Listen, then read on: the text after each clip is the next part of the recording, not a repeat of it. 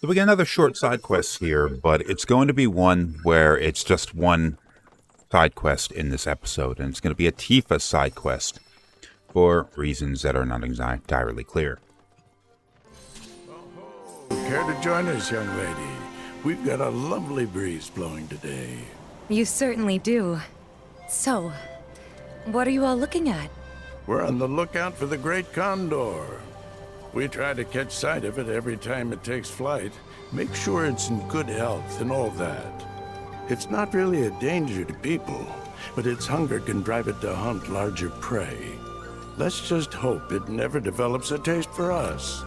Surely you've seen our newsletter, haven't you? It's filled with fun facts about our beloved bird. I'm quite proud of it. Sir, I don't think the Condor is going to show today. Maybe we should head back. No, let's wait a little longer, lad. That bird's got me a bit worried. Haven't seen it in a fair while now. I wonder if we should have given it something to eat after all. Perhaps. I put a post up on the notice board asking for help, but, Well, if you're still looking for volunteers, we'd be more than happy to help. well, far be it from me to turn down such an offer.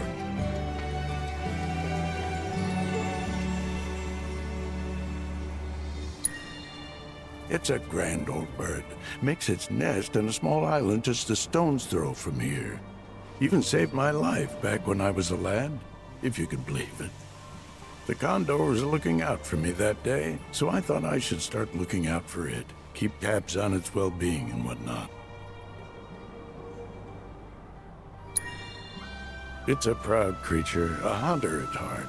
We've tried to feed it before, but it seems to prefer catching its own prey. If something smelled enticing enough, though, it might be moved to come and take a closer look, I suspect. Back during the war, I was running from some Shinra troopers when one of them got me in the back. I fell to the ground. I thought I was done for, until that bird snatched me up and flew me to the next town over. I sometimes wonder if it mistook me for its supper. I never managed to regain the use of my legs, unfortunately. But I feel my spirits soar when I watch that Condor fly. I may be stuck here, but at least they're still free. Thank you. I appreciate it. One of the Condor's favorite hunting spots is in the woods nearby. You'll need a chocobo that can manage the climb to get there. It's pretty tough. So we have a side quest here where we are going to feed the Condor for the sake of trying to get a snapshot of the thing as it comes to eat what we've presented to it. So we're going to go and find a cow. Now, Fort Condor was something that you did have access to in the original game. You could show up there as soon as you arrived in the region, and you can return to it a few times throughout the game in order to do the RTS side quest that went on there. But you really only had to do it the one time when you arrived late in the game, fairly late in the game in Disc 2, in order to defend the reactor the last time.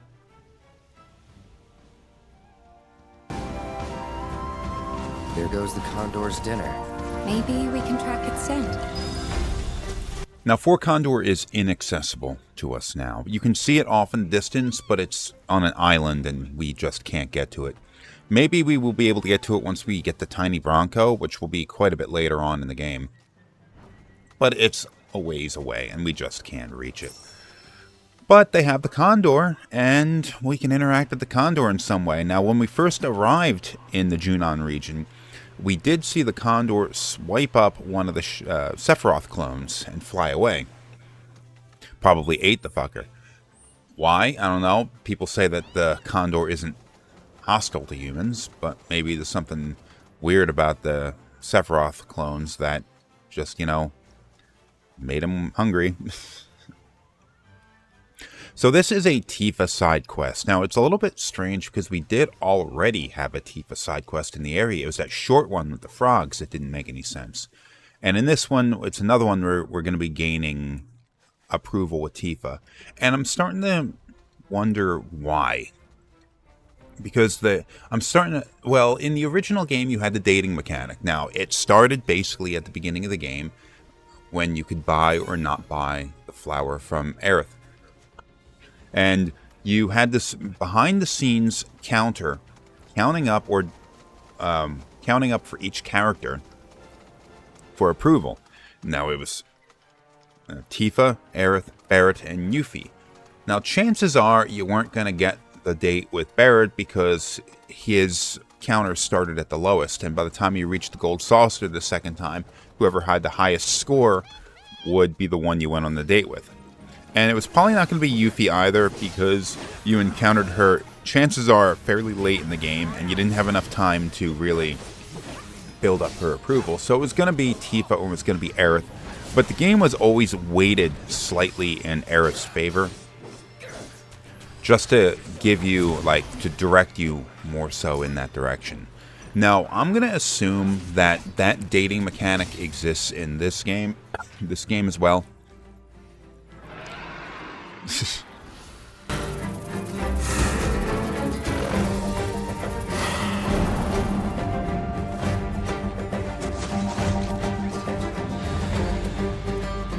Chocobo could track him. And it's probably going to happen at your second visit to the Gold Saucer at the same time in the story, which means it's going to be fairly late in the game. You'll have the visit the Gold Saucer, and then you'll go to the Temple of the Ancients, and then really it's just a city of the Ancients that follows that, and then the game will end. So it'll be fairly late in the game that you have this, and it'll probably be like your last, low energy point in the game before it ramps up until its completion. So you'll have your date mechanic, and I'm gonna make an assumption here that it's not just going to be a four-way race between Tifa, Aerith, Yuffie, and Barret, but you're going to have all of your characters and potentially be not romanceable. Like, you're not going to romance Vincent Valentine. It's just going to be like who you spend that day with, and you can call it a date if you want. But I'm going to assume that all the characters, even like Red 13, are potential companions for that side quest. But the game is still going to try to weight you in a certain direction. Now, I had made a comment a few episodes back about how the side quest for gaining Aerith's affection in this area was tied to you setting up the fast travel system between the different regions. So it's something that you are going to have to do if you wanted to fast travel between this and the Calm region. And that meant that you were going to... Oh, the cow's dead. What a shame. We were going to kill it anyway, but whatever. If you wanted to do that, you had to do the quest to get Aerith's affection. So the game was kind of trying to push you in the direction of Aerith being who you went on the date with. But they're also doing some stuff to try to get you to side with Tifa. Like, for example, here, in this area, I can think of, off the top of my head, from my memory, I can think of 3 occasions where they were pushing you in Tifa's direction. So there's this quest, which will get us some affection with her. There was the one with the kids and the frogs, which was a short one that for some reason got her affection. And then there was one that you could potentially miss by not saying the right thing when in the Under Junon Hotel. She had asked if Cloud had remembered some kid from Nibelheim, and the response I gave was, the only person I remember there is you, which maybe isn't the response she was actually looking for, because she's trying to test Cloud to see if he is who he says he is, if he remembers the town at all. So saying that he doesn't remember people there isn't the answer she was looking for, but maybe is it kind of an affectionate response that maybe she liked hearing. But giving that response got her approval as well. So it seems like they're still trying to push you in the direction of either Tifa or Aerith, and the other characters are just like, you gotta go out of your way to get Barret. You gotta go out of your way to get Yuffie. So going back to what I was saying a second ago, I mentioned this before, but I got a few minutes to burn before this battle ends. And I'd mentioned it at the end of the last episode, talking about how Tifa was suspicious of Cloud in the original game, but she did a better job of hiding it. She was not entirely sure that he was who he says he was. She reveals that pretty late in the game, that like she referred to Cloud as being this man, being a person that she wanted to have stick around so she could figure out who he was. But during the entire game, she more or less just accepted him as being Cloud. And when he started to have his mental breakdown, she tried to reassure him that he was who he said he was. But eventually she drops the game and tells him, like, no, you weren't at Nibelheim, like your story didn't make any sense, that kind of stuff. This version of the game, though, this version of the story, I'll say, Tifa is more open with him about her disbelief. Now, I guess she does ask the question, where were you? In reference to, like, why weren't you there to protect her when Sephiroth attacked her? But she was kind of, she phrased it in a way of, like, where have you been the last 5 years? Where she actually meant by it was, where have you been the last 7? Because from her perspective, she didn't see him for 7 years. And Cloud seems to have understood her there. And seems to have understood that the questions that she has been asking have been a test to see if he remembers the things that he should remember if he's actually Cloud. And Cloud is, because of Sephiroth's manipulation, is suspicious of Tifa as well. Thinks maybe this isn't actually the girl I think she is. So both of them are potentially thinking that each other are imposters. It's not, but we've seen, though, that it's not like such a firm grip on them that they... I think they both realize who the other is. But there is a seed of doubt in What them. do we do now? So there's going to be moments of tension here and there, and it's probably going to blow up into some big climactic moment later on in the game. But we're seeing moments where they're not really... where this tension between them doesn't dictate all of their interactions with each other.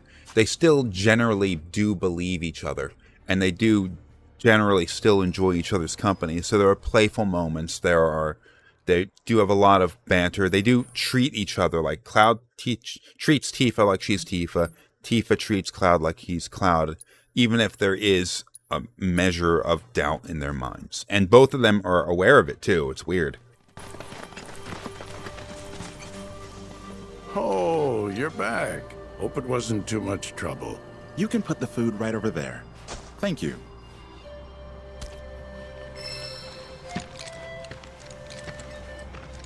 This is quite the cut of meat. I've no doubt the bird will be unable to resist the call of such fine dining.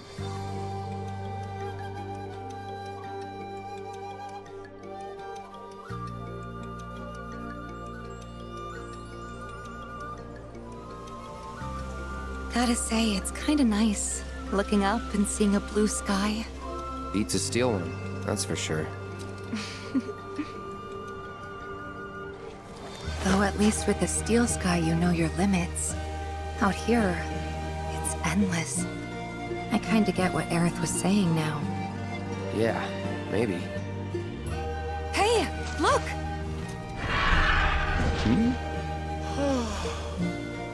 What a sight!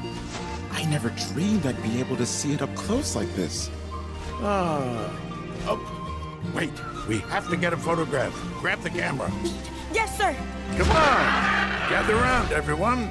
Quickly, quickly. Say cheese. Oh. What? So, snap any good shots? I hope so. It just showed up. I could barely hold my camera and... Really? Couldn't tell from a shot like this.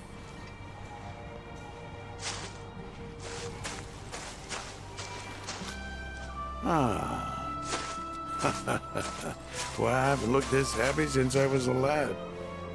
It's precious moments like these that make Condor watching so exhilarating. You never know what to expect. Well, Scouts, let's finish writing up today's report and start preparing for our next fateful encounter. Sir! And hopefully next time we'll be able to snap a clear picture of that bird. Sir, Miss, I'd like you to have this as a souvenir. Nice face, Cloud.